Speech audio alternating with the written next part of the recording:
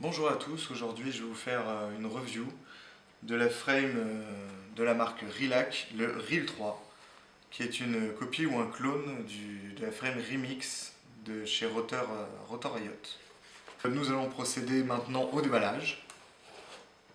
Donc, nous allons voir qu'est-ce qu'il y a dans cette boîte, petite boîte, personnellement, comme d'habitude, je ne suis pas trop surpris.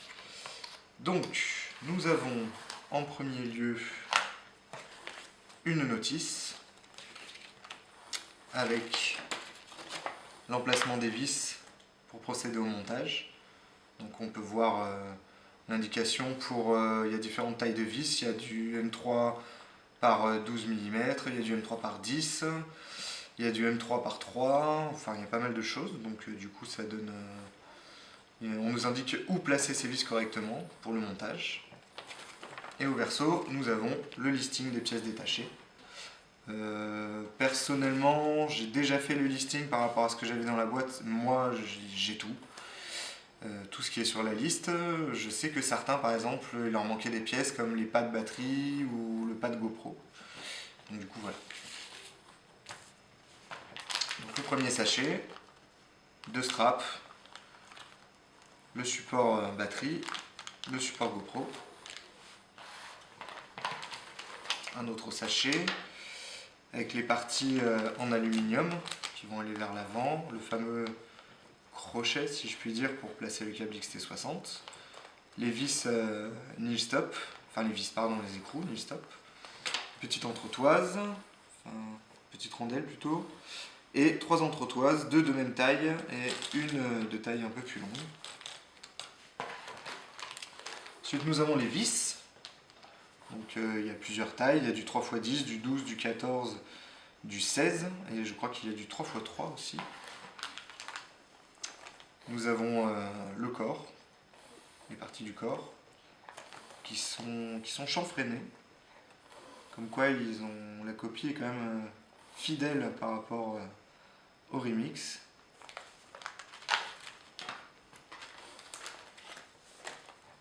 On a les parties... la cage pour mettre la caméra à l'avant, les 2 petits supports qui vont en dessous, le petit support à l'arrière.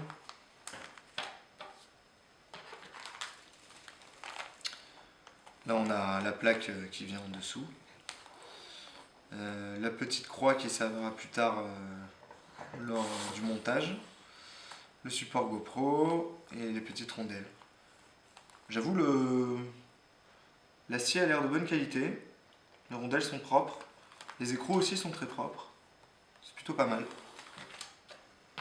Et enfin, nous avons les bras. Donc des bras qui sont assez pratiques normalement. Donc on va regarder tout ça. Nous allons procéder au déballage des différentes pièces et faire 2-3 mesures. Alors je vais prendre vraiment les mesures qui sont...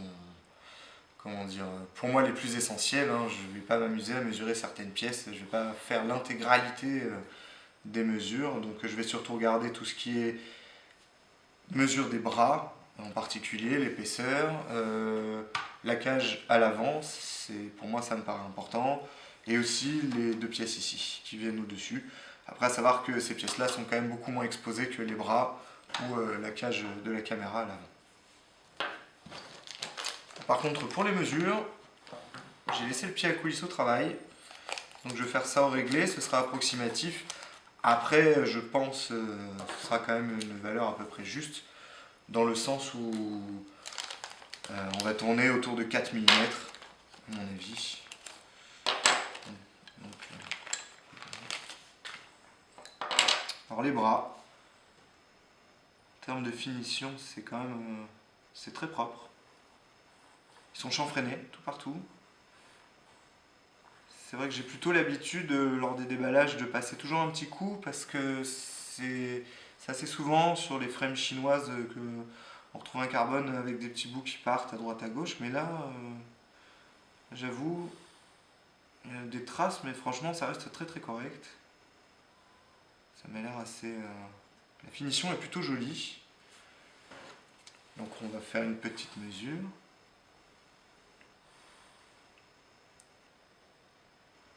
Donc oui, j'arrive bien à 4 mm. Ouais, effectivement, 4 mm. Donc c'est plutôt pas mal. Ça reste assez solide. On a les petits ergots ici, là, qui vont servir plus tard pour le montage. Alors c'est important, ce sera en fonction du sens des hélices. Est-ce qu'on peut les mettre dans ce sens-là ou dans ce sens-là? Ça, je vous expliquerai à la fin. Donc 4 mm, c'est pas mal. Je vérifie un deuxième quand même. On est bien à 4 mm. C'est pas mal du tout. Alors par contre, pour la qualité du carbone, je vous avouerai que je ne suis pas un expert, donc je ne m'étalerai pas sur ce point-là. Alors par contre, un petit point qui est peut-être négatif, je pense, c'est ce petit ergot ici. À mon avis, puis j'ai déjà eu sur d'autres châssis, au choc, ça risque quand même de se casser à cet endroit-là, hein, je pense. On verra bien. On va passer aux parties du corps. Enfin non, on va passer à ça plutôt en premier. Pour regarder un petit peu le détail dans la découpe. Il faut savoir que les Chinois, généralement, quand ils découpent du carbone, la fraiseuse en fait qui vient percer les trous, faire tous les dessins, en fait elle a une durée de vie spécifique. Et généralement, quand on est chez un manufacturier de bonne qualité, style Harmattan par exemple, ils changent leurs pièces avant qu'elles ne se cassent. Là, en Chine, c'est un peu différent. Généralement, ils attendent que la fraise se casse pour la changer. Donc, on arrive effectivement à des découpes un peu pas très bavurées, mais ça reste quand même relativement correct. Là, pour le cas, voilà. Par exemple, je ne sais pas si vous verrez, mais ici, dans 2-3 trous, il y a encore des petits restes de carbone. Bon, en soi, c'est pas grand-chose. Hein. Donc, du coup, voilà. La finition est propre. Personnellement, je suis plutôt surpris. Après, c'est une frame à 50 €. En épaisseur, je suis à 3 mm sur la cage à l'avant, ce qui est plutôt pas mal. Ça résiste un peu mieux au choc. Là, je suis à 3 mm aussi également. C'est pas mal du tout. Alors par contre, ce que je remarque, c'est que les trous, en fait, les logements pour la caméra, normalement, généralement, quand on reçoit une caméra, on a des vis en taille 2 mm. Là, les trous, c'est en 3 mm. J'ai l'impression, surtout celui-ci. Celui-là, il faudra voir. Je vais prendre une mesure quand même. Oui, effectivement. Pour ce trou-là, on est à 2 mm et pour ce trou-là, on est à 3 mm. Donc, souvent, quand on commande une caméra style la Roncam Eagle ou même tout ce qui est Foxer, pardon, ils livrent une petite bague en fait qui vient se loger dans les trous de 3 mm et qui passe à 2 mm, ce qui peut être pas mal.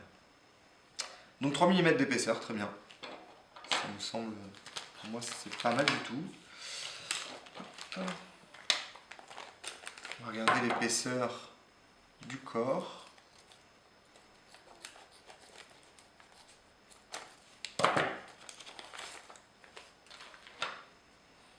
C'est pareil, la finition est quand même plutôt propre. C'est vraiment pas mal. C'est pas mal du tout, c'est chanfreiné partout. Même ici, tout est chanfreiné, les bras, même la partie sur le corps est chanfreinée. Il n'y a rien qui dépasse. C'est plutôt pas mal du tout.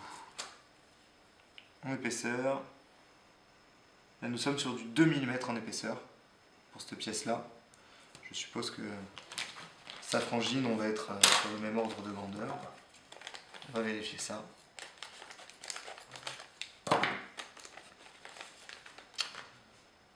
Oh, elle paraît plus épaisse, je pense. Après, elle est chanfreinée ici. Alors ça, c'est génial. Je vais vous montrer après à quoi cela sert. On va faire mesure. C'est très propre. Finition, on est vraiment très propre. Tout est bien aligné. Là, on est sur une plaque de 3 mm. C'est vraiment sympa. Alors, si mes souvenirs sont bons, cette plaque viendra sur le dessus. Et les différents ergots, en fait, ce sera pour fixer la batterie, la lipo, en travers, comme sur la vraie Remix. Ou alors, on pourra la fixer dans ce sens-là aussi, également. Donc, c'est vraiment pas mal. Les petits chanfreins que l'on voit ici, ça, je trouve l'idée géniale, en fait. Parce que souvent, lorsqu'on a un bras qui se fixe avec 2 vis, il a tendance à pouvoir un peu bouger dans son logement. Ce qui peut être assez dérangeant.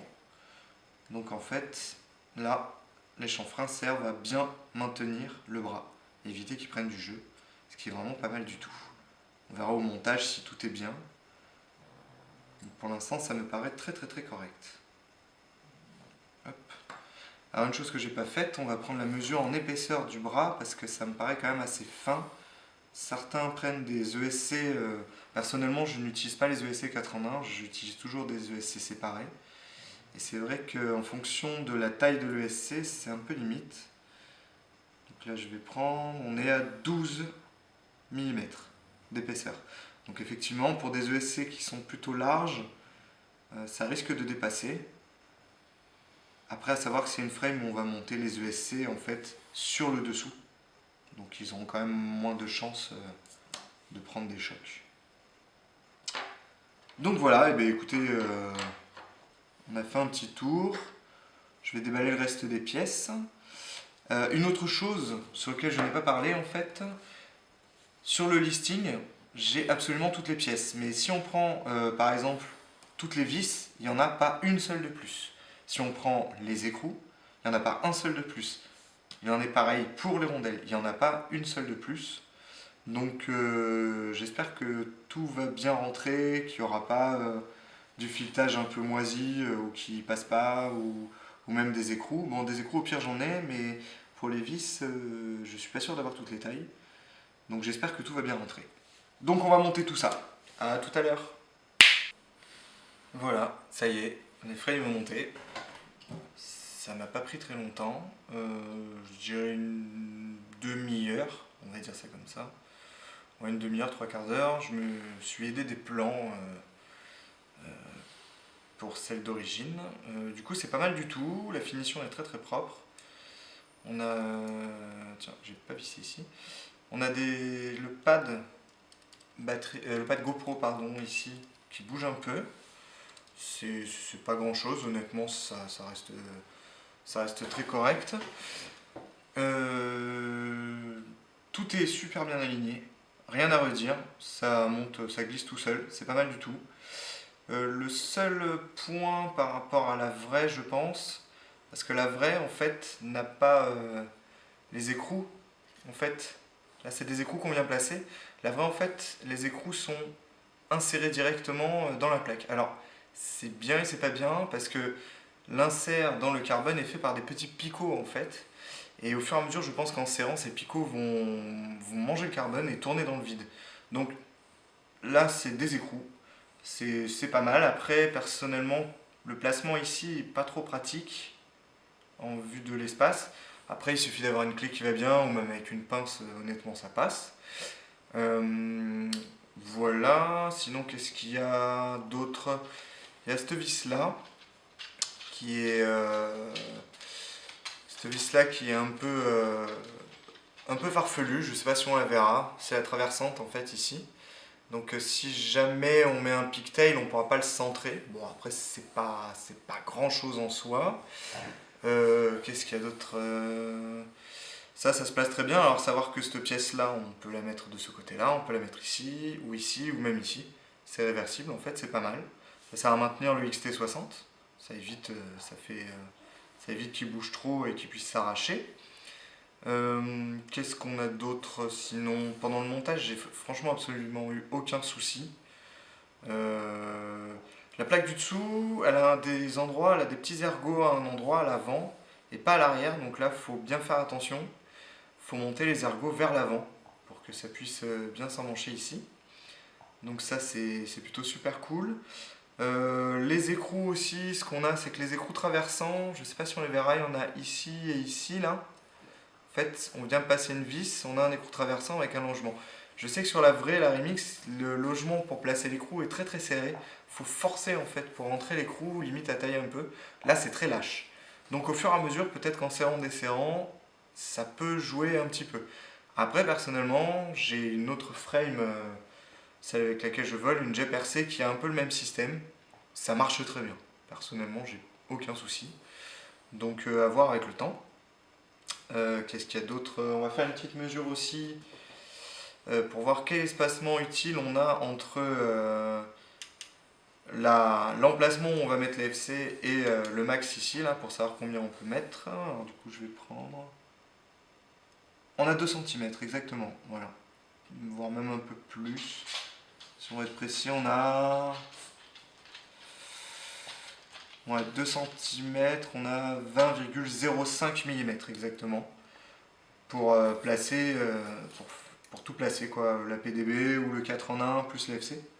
C'est pas mal. Moi perso, je vais mettre une Kakute V2, pas all-in-one, la classique, avec une PDB séparée en dessous. Avec le gyro déporté, ça rentrera très largement, j'ai déjà regardé. Qu'est-ce qu'on a d'autre?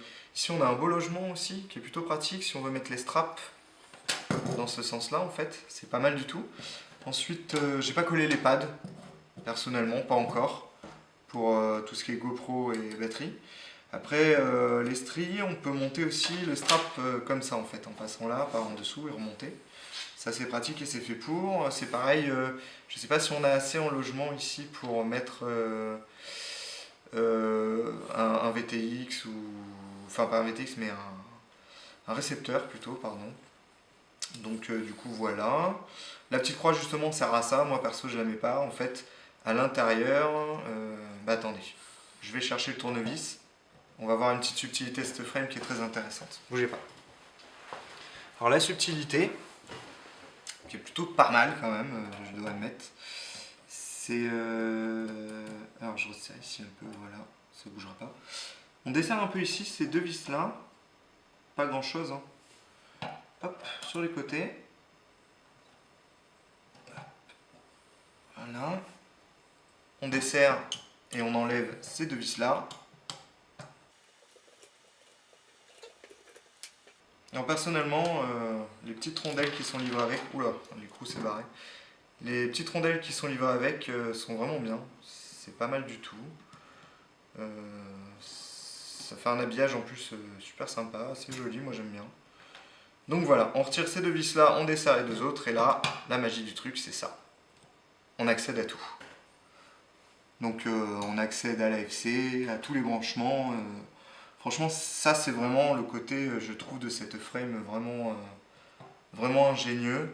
C'est de pouvoir justement la fermer et l'ouvrir comme ça. Ça c'est au top.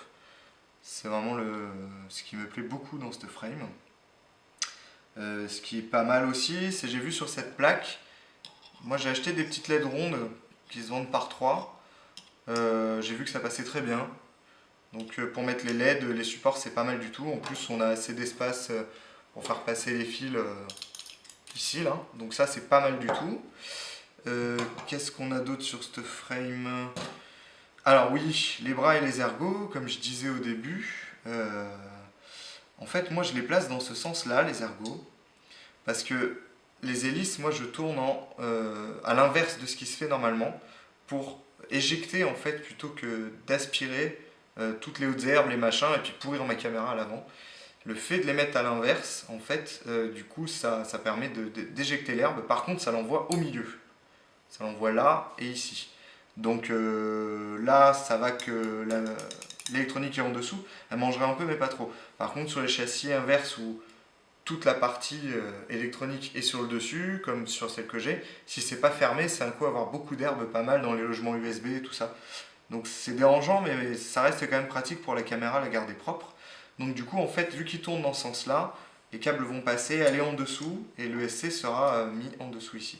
Donc du coup, ça évite au moment où ça tape de venir trancher les câbles, ce qui est plutôt pratique. Donc j'ai monté pareil à l'arrière. C'est pas mal du tout. Qu'est-ce qu'il y a d'autre? Honnêtement, pour une frame chinoise, ça se monte vraiment très bien. Tout est super aligné. Après, je suis plutôt habitué à G-Percé qui est déjà très très bien, honnêtement. C'est pareil, en termes de finition, qualité, on est au top du top. Alors, avant de vous quitter, nous allons procéder au pesage de la frame complète. J'ai amené ma balance. Bon, c'est une balance de cuisine. J'ai pas de balance de précision. Donc j'espère qu'on verra bien. Après, je pense qu'à 1 gramme près, à mon avis, on n'est pas loin de la vérité. Donc on est sur 121 grammes, c'est quand même super honnête. Je m'attendais à tourner plus autour des 130 grammes d'après la fiche constructeur. Donc voilà, dernier point aussi, lors du montage, comme je l'ai dit au début, on n'a pas une pièce de plus, que ce soit écrou, les espèces de rondelles assises, les vis, on n'a vraiment rien de plus. Donc moi j'ai pas eu de soucis personnellement pendant le montage, j'ai pas eu de vis foireuses, j'ai pas eu d'écrou foireux. Si jamais ça arrive, ça peut être embêtant quand même. À savoir que les vis ont toutes des tailles différentes, c'est des tailles différentes pardon, et c'est pas pour rien. Voilà, c'est en espérant que si vous achetez cette frame, ça se passe aussi bien que moi. Et on se revoit bientôt pour un vol et un essai de cette frame, la Rilac Reel 3. Merci à vous et merci d'avoir regardé. Bonne journée.